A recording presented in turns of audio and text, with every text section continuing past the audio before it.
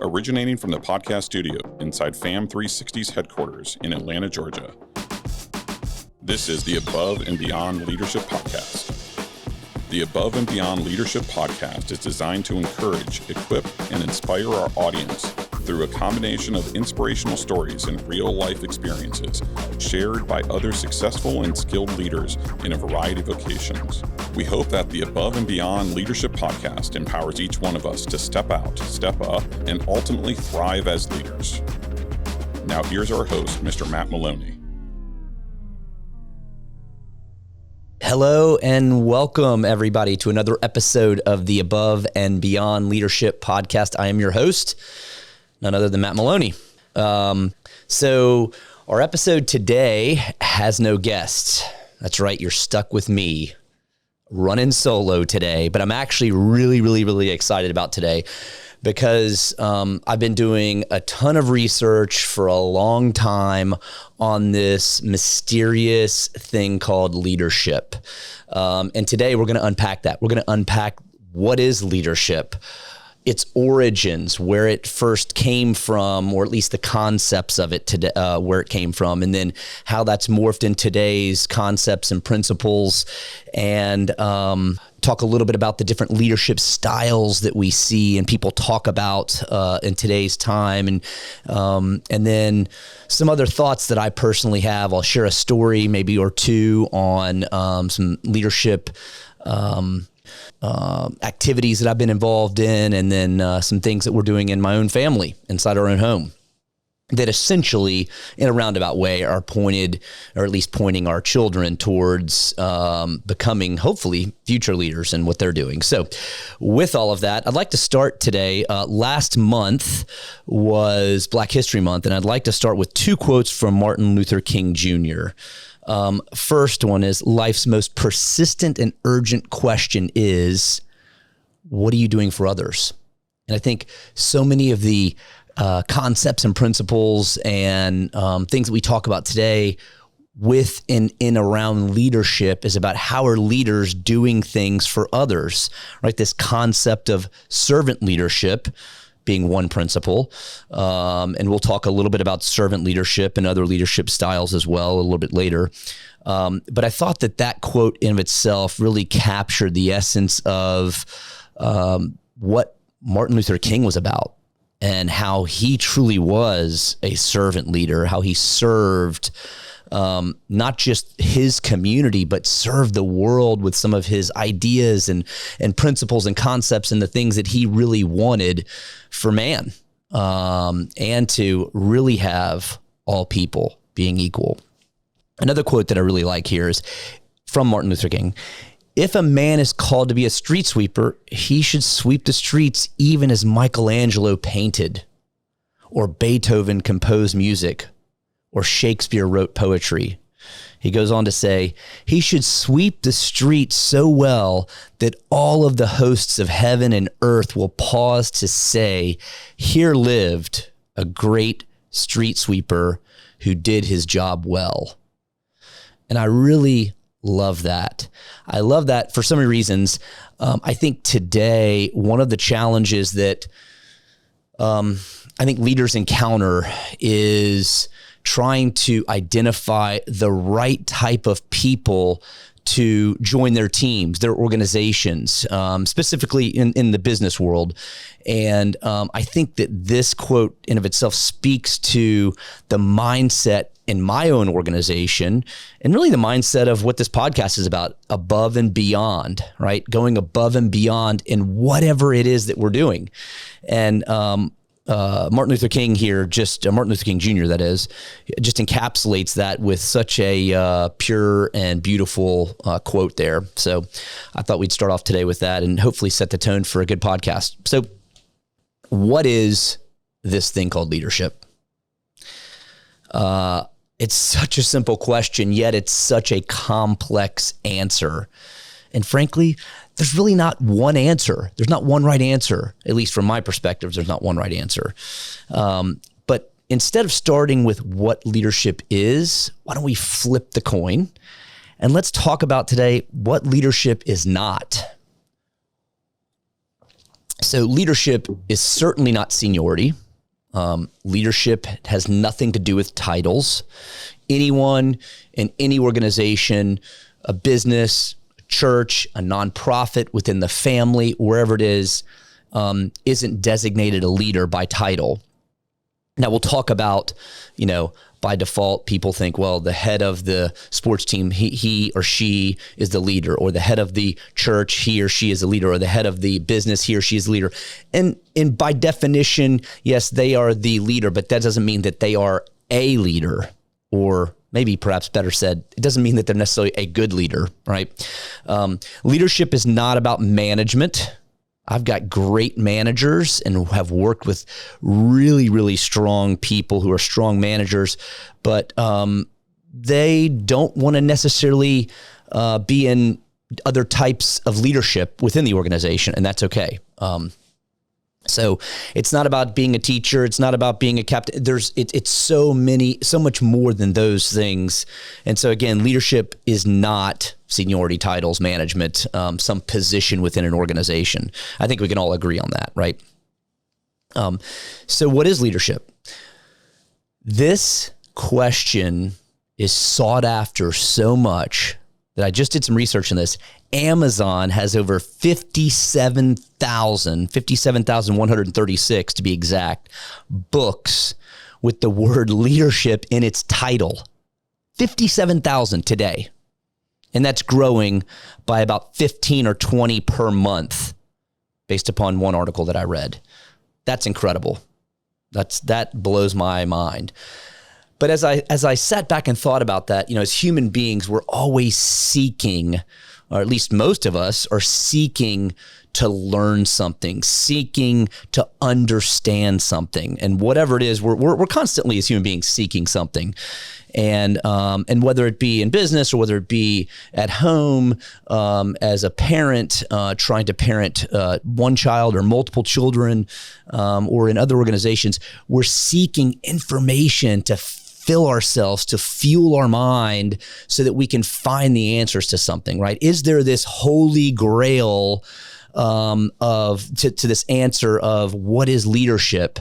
And it's obviously something that a lot of people are seeking, because there's a lot of books being sold and certainly a lot of books being written.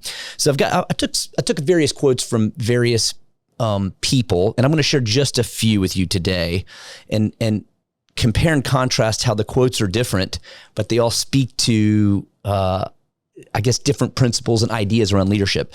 So Oprah Winfrey, she's talking about leadership in one of her books, and she says, passion is energy.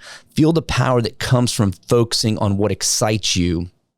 And ultimately, what she's saying there is that leaders and people who work within teams of others, they need to be passionate about something, right? And that's one of the things that leaders are tasked with doing, is getting their people to buy into a certain concept or principle, getting people to be passionate, identifying people on their teams that can be passionate about something, that can be excited, and that can rally around a particular idea or concept or task at hand.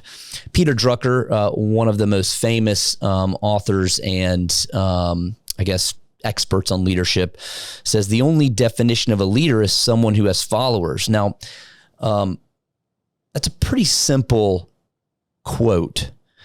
And I don't know if I necessarily, I think what he's saying here, in my opinion, is that he's saying, hey, if you look at it and you look at how a leader is defined, a leader is a person that is leading others. But I'm not so sure. I think today we talk a lot about self-leadership. I know I talk about it in my organization a lot, about leading the person, the man or woman in the mirror, right? I think that at least from my perspective, it starts with the person in the mirror, right? I cannot lead others well if I'm not able to lead myself, lead that person in the reflection. So Bill Gates says, as we look ahead into the next century, leaders will be those who empower others. Okay. I like that. We talk about that here on the Above and Beyond Leadership podcast, about how we're here to inspire and empower leaders, both current and future leaders, next generational leaders. So I think that's a good quote. John Maxwell says, leadership is influence, nothing more, nothing less. I think we may have used that quote on a prior podcast episode that we had. And I think that while that's true, I probably have some disagreement with John, with all due respect to Mr. Maxwell. He is an excellent leader, has an excellent organization, has inspired millions of people across the globe with some of his, thoughts and principles and his seminars. But I think that leadership is, in many cases, more than influence, because it goes back to, I believe that leadership starts with the person in the mirror. So, I think that there's more to unpack there. Tony Robbins actually, and I liked what he said about leadership. He says the definition of leadership is to influence, taking that influence word from John Maxwell, to inspire and to help others become their best selves, building their skills and achieving goals along the way. And I think that's a pretty good all-encompassing description of what leadership is. And one could argue that there's obviously more to it than that, without a doubt. But I really like what Tony Robbins had to say about that. And so I was impressed. So I think as we look ahead to today's principles and concepts on leadership, I thought it would be good to actually go backwards first. Let's go back to the history and evolution based upon my research of leadership. So concepts of leadership as we know it today, principles, actually date back to biblical times, at least on record. There may be some other concepts before that, but on record, the first recorded entries that we can see about leadership do date back to biblical times. Jesus himself was likely the first teacher on record about servant leadership, one of the principles, one of the leadership characteristics of today. He taught that leaders are servants first, which was contrary at the time to the rulers of that time, particularly the rulers in Rome and the rulers of the Gentiles, so to speak. But Jesus taught that in order for us to be a leader, we must first become servants first, lifting others up. And I found in my personal life that if I'm being honest with myself, that the times that I've been most effective at leading others in my home, that is my wife and my children, it's when I've been lifting them up, when I've been serving them, not directing them, not trying to show them the way, but literally serving them. It's one of my wife's love language is acts of service. That's probably her strongest love language. And it's honestly, it's probably one of my weakest attributes inside the home. I find that it's easier, if I'm being honest with the audience here, I find it is easier for me to serve people outside the home than it is for me to serve those inside the home, at least on a consistent basis. And so, but I have found that is absolutely so true, that when I am serving my wife and my children and the needs, emotional and physical, inside the home, at that point in time, I am the most effective in leading. So the first studies, though, on leadership in my research date back to the 1300s. And although real documented scientific research didn't start taking place, this was kind of shocking, until the 20th century. In fact, I think it was around, it was either late 70s or early 80s when true scientific research and documentation around it. So there were studies on it. They weren't considered quote unquote scientific research, but back in the 1300s, but it wasn't until the 20th century that these ideas and these concepts and these philosophies around leadership started to really come into play. So obviously there's so many concepts and principles about leadership that have morphed over time. What amazes me is that there are literally, I counted over 250, and I stopped counting after that, 250 opinions on leadership Those opinions coming from books, those opinions coming from other resources that I read about what good leadership is.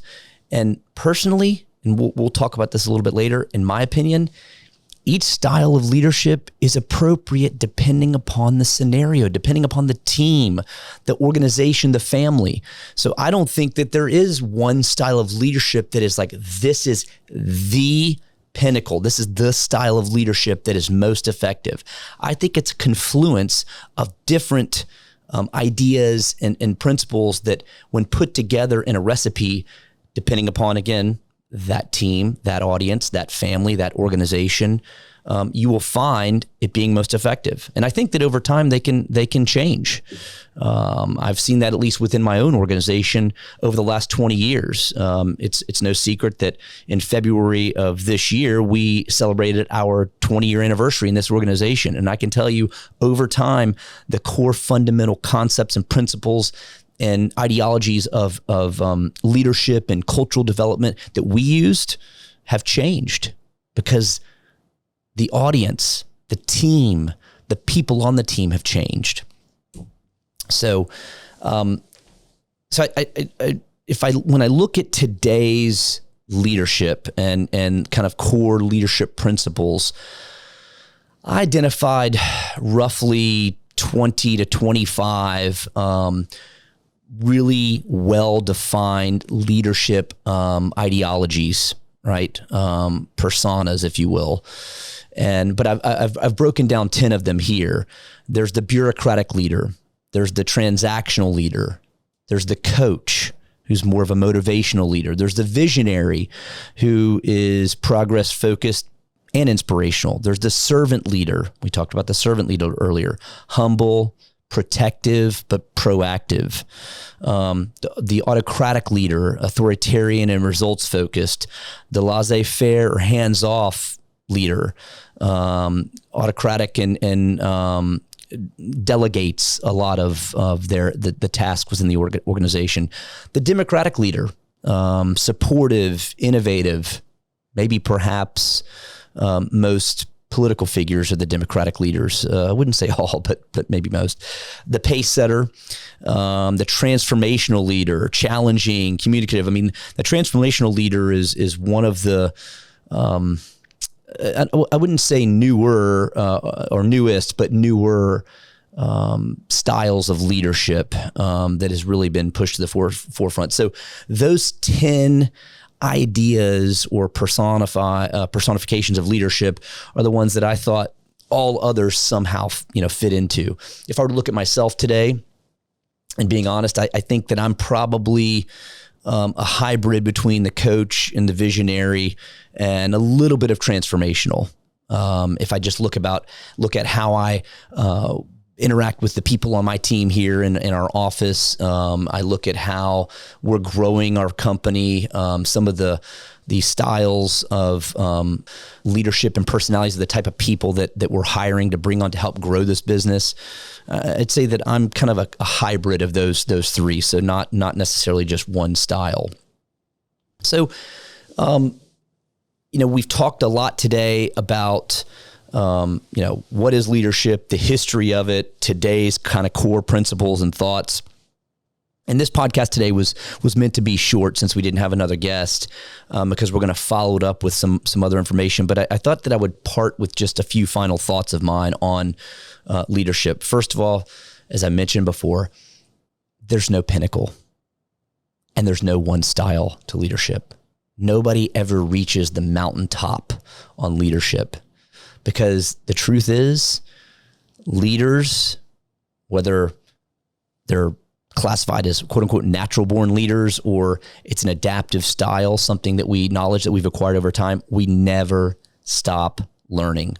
But my opinion is the number one element of leadership is knowing the why and being able to communicate that why, which is, in some cases, some people may call that the vision, but knowing the why of why you and your organization or your family are doing something.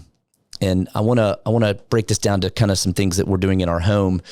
right now we're going through these transitions with my children. My oldest child is 14. My second child is 12, about to turn 13 later this month. And then I've got an 8-year-old son. And it's funny, when we ask my 8-year-old son to do something, his not always, but oftentimes his first response is, why? It was so annoying to me until one day it really hit me to say, you know what?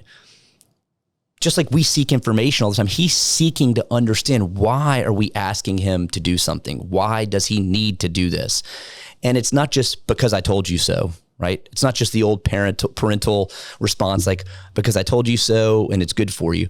But I think they really do seek to understand why. And it's no different with people in my organization, within my company or in other organizations. Why are we doing something, or why am I being asked to do something, or why are we heading in this direction? Let's unpack that. And that why gives people the vision, the understanding. And it's really the leader leader within the organization or leader within the home that has to cast that vision, that has to give them the why and really sit with the people and let them understand that. So my final parting thought is that of all the concepts, of all the thoughts around leadership, I think why is probably fundamentally the most important idea within all of leadership. So with that being said, listeners in podcast land, thank you for listening today. I hope that you will join me on my next podcast. In our next episode, which will be solo, I'll unpack some of today's books. We're not going to go through all 57,000 books that Amazon has, but we're going to unpack some books that I'm involved in right now, that I'm reading and that I'm learning from in my constant chase, if you will, to become a better leader. As we close, I'll close with this quote. We need to accept that we don't always make the right decisions, that we are going to screw up and sometimes screw up royally. Understand that failure is not the opposite of success, but it's part of it. That's Ariana Huffington, founder and CEO of Thrive Global. Until next time, I wish you well as you aim to go above and beyond. Thanks, guys.